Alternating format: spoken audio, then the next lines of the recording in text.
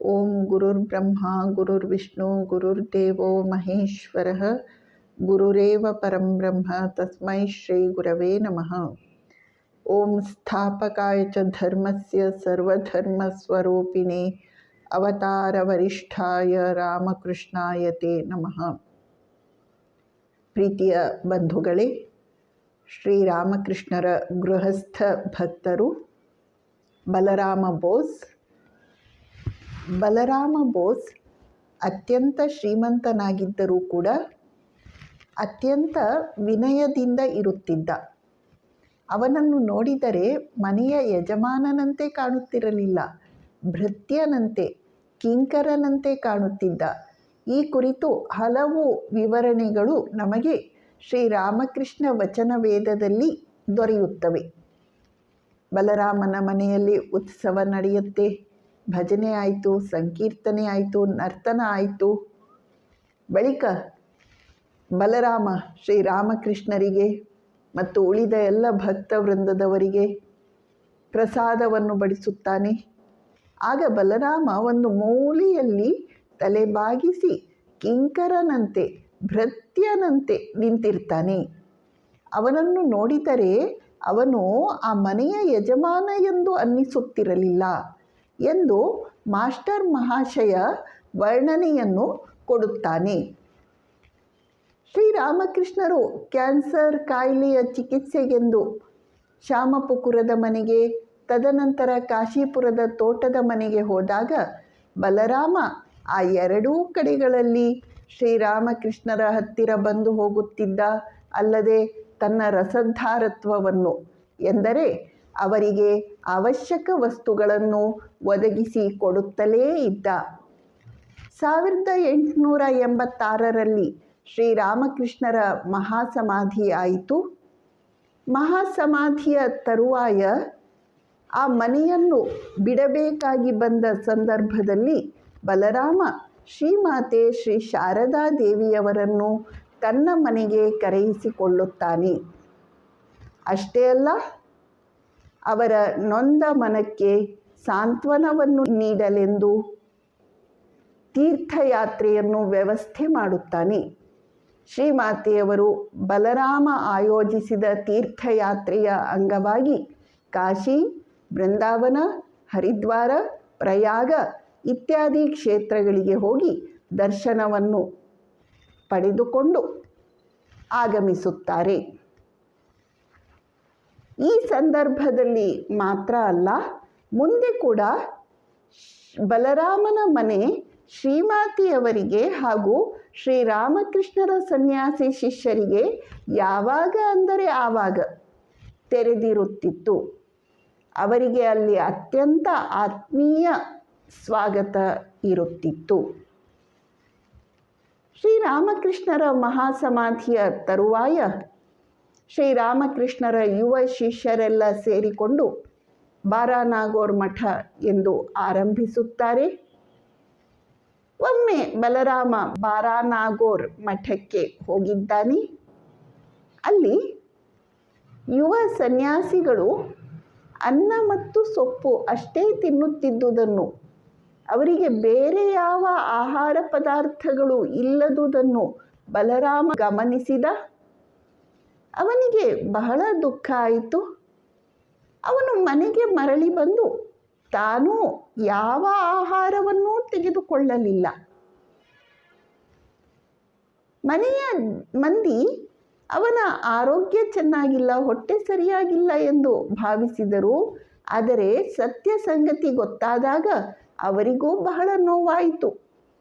ಅಂದಿನಿಂದ ಬಲರಾಮ ತಪ್ಪದೆ ಪ್ರತಿದಿನ 1 ರೂಪಾಯಿಯನ್ನು ಬಾರಾನಾಗೋರ್ ಮಠಕ್ಕೆ ಶ್ರೀರಾಮಕೃಷ್ಣರ ನೈವೇದ್ಯಕ್ಕೆಂದು ಅರ್ಪಿಸುತ್ತಿದ್ದ.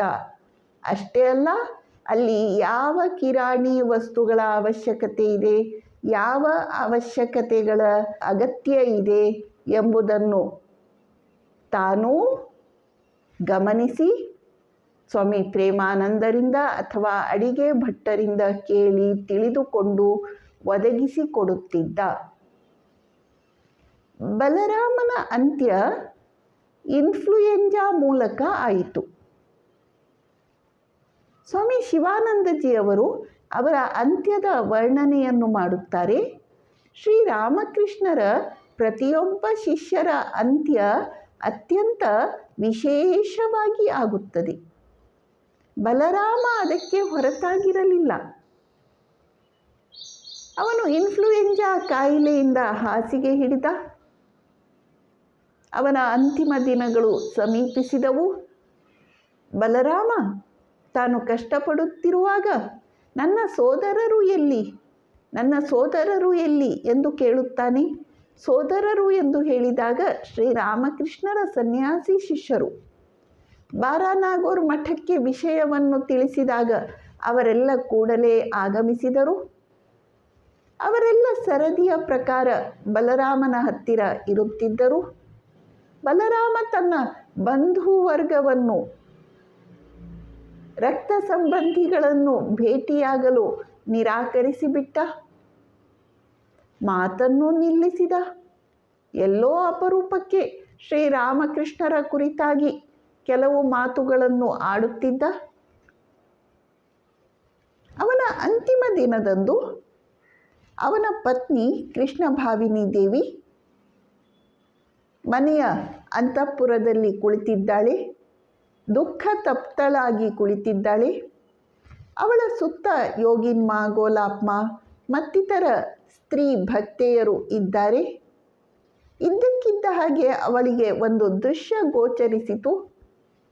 ಆಕಾಶದಲ್ಲಿ ಒಂದು ದಟ್ಟವಾದ ಕಪ್ಪು ಮೋಡ ಹಂತ ಹಂತವಾಗಿ ಕೆಳಗೆ ಬಂದಿತು. ಆ ಕಪ್ಪು ಮೋಡವನ್ನು ಭೇದಿಸಿ ಒಂದು ಸುಂದರವಾದ ರಥ ಹೊರಬಂದಿತು. ಆ ರಥ ಬಲರಾಮನ ಮನೆಯ ತಾರಸಿಯ ಮೇಲೆ ನಿಂತಿತು. ಆ ರಥದಿಂದ ಶ್ರೀರಾಮಕೃಷ್ಣರು ಇಳಿದು ಬಂದರು. ಅವರು ನಡೆದುಕೊಂಡು ಬಂದು ಬಲರಾಮನ ಕೋಣೆಯೊಳಗೆ ಹೋಗಿ ಅವನ ಆತ್ಮವನ್ನು ಕೈ ಹಿಡಿದುಕೊಂಡು ಕರೆದುಕೊಂಡು ಪುನಃ ಅದೇ ಮಾರ್ಗವಾಗಿ ಮರಳಿ ರಥದ ಹತ್ತಿರ ಬಂದರು. ರಥವನ್ನು ಏರಿದರು.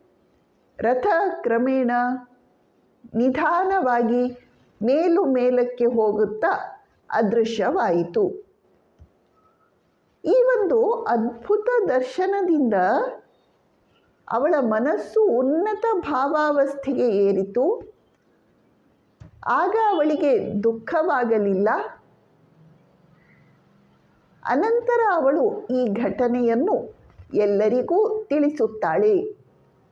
ಹೀಗೆ ಶ್ರೀರಾಮಕೃಷ್ಣರೇ ಆಗಮಿಸಿ ತಮ್ಮ ಪ್ರಿಯ ಭಕ್ತ ಬಲರಾಮನನ್ನು ಕೈ ಹಿಡಿದು ಕರೆದುಕೊಂಡು ಹೋಗುತ್ತಾರೆ. ಶ್ರೀಮಾತೆ ಶ್ರೀ ಶಾರದಾದೇವಿಯವರು ಒಂದು ಮಾತನ್ನು ಹೇಳುತ್ತಾರೆ. ಯಾರು ಶ್ರೀರಾಮಕೃಷ್ಣರನ್ನು ಸ್ಮರಿಸುತ್ತಾರೆಯೋ, ಹೃತ್ಪೂರ್ವಕವಾಗಿ ಸ್ಮರಿಸುತ್ತಾರೆಯೋ ಅವರಿಗೆ ಭಗವಂತನ ದರ್ಶನ ದೊರೆಯುತ್ತದೆ. ಈಗ ಆಗದಿದ್ದರೆ ಕೊನೆಯ ಗಳಿಗೆಯಲ್ಲಂತೂ ಶ್ರೀರಾಮಕೃಷ್ಣರೇ ಬಂದು ಅವರನ್ನು ಕರೆದುಕೊಂಡು ಹೋಗುತ್ತಾರೆ. ಶ್ರೀಮಾತೆಯವರ ಮಾತಿಗೆ ಬಲರಾಮನ ನಿಧನದ ಆ ದೃಶ್ಯ ನಮಗೆ ಉದಾಹರಣೆ. ಓಂ ಶಾಂತಿ ಶಾಂತಿ ಶಾಂತಿ. ಹರಿ ಓಂ ತತ್ಸತ್. ಶ್ರೀರಾಮಕೃಷ್ಣಾರ್ಪಣಮಸ್ತು.